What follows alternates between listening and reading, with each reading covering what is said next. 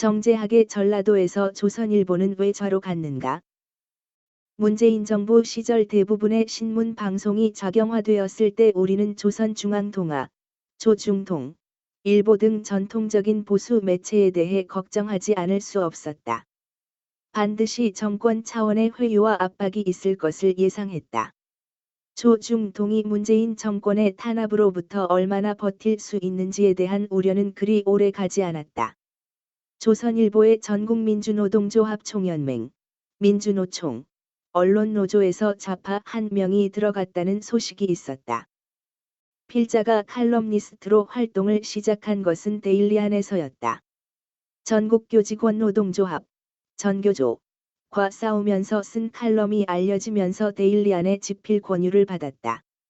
그런데 어느 날 데일리 서프라이즈에서 들어온 자에 의해 필진에서 잘리게 되었다. 적자는 보수 논객이 필진에서 퇴출됐다. 후일 박근혜 정부 시절 데일리안 대표가 청와대로 들어가며 잠시 사세가 확장될 것처럼 보였으나 박 대통령 탄핵과 더불어 위축되고 말았다. 조선일보도 이와 같은 운명에 처해 있다고 본다. 민주노총에서 들어온 자가 조선일보 내부를 잠식하는 과정은 충분히 짐작할 수 있다. 김대중 정권의 세무조사 후 800억 원 세금 폭탄과 발행인 사법 처리, 그리고 동시에 이루어진 호남 출신 인사의 편집국 간부 임명은 조선일보 논조 흐트러짐의 결정적 계기가 됐다. 박지원이 북한과 맺은 북한 비난 금지 조항도 논조 변절에 한 몫을 단단히 했다. 나아가 새로운 좌파를 끌어들이거나 건전한 보수 성향의 기자들을 회유하거나 금전 매수가 있었을 것은 불을 보듯 뻔한 일이다.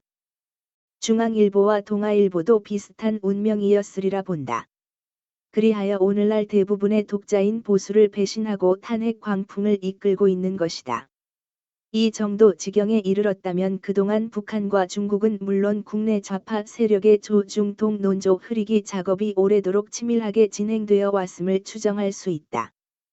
조선일보는 김대중 정권 시절 박지원이 46개 언론사 사장단을 북으로 데려갔을 때 북한 방문단에서 빠진 몇 안 되는 신문사였다. 그만큼 강력한 반공 애국 신문이었다. 동아일보 역시 손기정의 베를린 올림픽 마라톤 금메달 시상식 사진에서 손기정의 옷에 새겨진 일장기를 지워버린 대사관을 이끈 민족신문이었다. 인촌 김성수 선생의 애국혼이 살아있는 자랑스러운 우리의 신문이었다. 따라서 이런 조선일보와 동아일보를 종북좌파 문재인 세력이 가만 놔두었을 까닭이 없다. 반드시 국가 권력을 이용하여 회유와 탄압이 진행되었을 것이다. 중앙일보도 마찬가지다. 그리고 문재인 정권의 공작에 넘어간 뒤 배신의 길을 걸었을 것이다. 애국 우파는 조선일보 등 보수매체 절독 운동의 한계를 결정지어야 한다. 이들 매체가 정신을 차리는 정도만 할 것인지 아니면 아예 짓밟아 놓을 것인지를 결정해야 한다. 현재 국민 감정은 격앙 수준에 이르렀다. 배신자 한동훈과 결탁하여 움직인 흔적도 역력하다. 보수 매체가 한동훈에게 신문사의 미래를 걸었다면 이 또한 시대를 잘못 읽은 우매한 판단이다. 한동훈은 집안 모두가 친중국 사대주의자들이다. 주군에 대한 배신 행위도 국민이 똑똑히 목도했다. 지금과 같은 좌파 난동 시대엔 중도를 외칠 일이 아니다. 더불어민주당이 미쳐 날뛸수록 선명한 애국 세력이 필요하다. 6.25때 북한군이 서울에 진입하자 조선일보는 김일성 장군 만세를 신문 첫머리에 실었다. 그때처럼 요즘 자유민주주의를 배신하고 탄핵 만세를 외치고 있는 것은 평범한 국민의 한 사람으로서 용서할 수가 없다. 논설위원들의 얼빠진 논평도 문제다. 평소 종북좌파를 향해 날카로운 필봉을 날리던 필진이 아주 쉽게 얼굴을 바꾸고 있다. 이들이 마치 발갱이 민주당의 주구처럼 보이는 것은 그와 같은 돌발적 변화가 누군가의 지시가 아니면 어려운 일이기 때문이다. 그것도 10여 명의 논설위원이 하나 같이 배신의 논설을 쓴다는 것은 사주의 지시를 받았을 가능성이 크다. 외부 필진에게도 가이드라인을 줬다는 소문이 들린다. 그리고 비등하는 부정선거 의혹에 대해서는 아예 입을 다물고 있다. 죽어도 감옥에 가기 싫은 이재명의 발악과 민주당의 정부 예산안 삭감과 탄핵 난동에 대한 기사는 일체 보도하지 않고 있다.